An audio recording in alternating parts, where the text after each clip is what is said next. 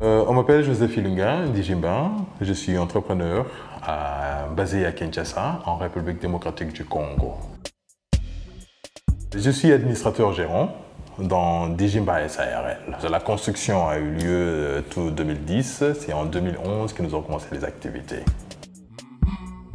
En réalité, nous voulions remplir un besoin qui existait en République démocratique du Congo, le besoin d'emballage. On était avant dans une industrie qui demandait des emballages corrects. Il fallait importer. Or, pour nous qui étions dans cette industrie, importer des emballages et venir les mettre ici, les remplir et vendre, c'était pas possible de commercialiser vu la situation économique du moment. Alors, c'est comme ça que l'idée est partie de là, d'emmener ces machines. Mais tout de suite, nous avons vu aussi que le besoin n'était pas nécessairement dans l'industrie pharmaceutique, c'était dans plusieurs industries, notamment les cosmétiques et l'agroalimentaire. Et c'est comme ça que nous avons eu l'idée de remplir ce besoin et de donner à la population quelque chose qui l'empêcherait d'aller importer, de les donner localement ici au pays.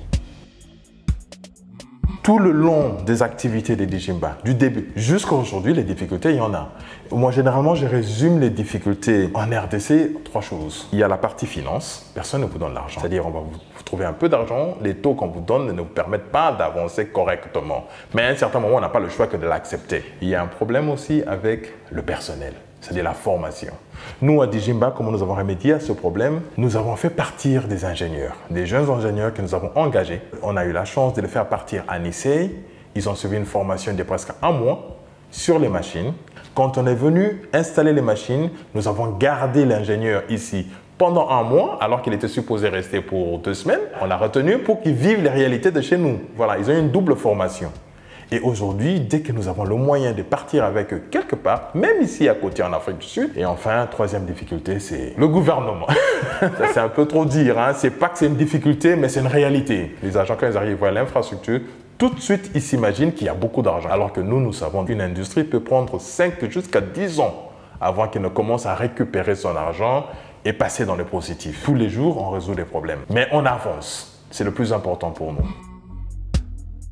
L'ambition, c'est d'avoir maintenant des branches à l'intérieur du pays et commencer à servir aussi les clients de l'intérieur. Parce que nous avons un pays béni qui on peut produire du jus aussi bien à Kinshasa que dans le nord, sud, Kivu, dans les Kasaï, partout. On a le potentiel de produire et on a besoin des emballages correctement faits et Ndijimba est là pour remplir ce besoin.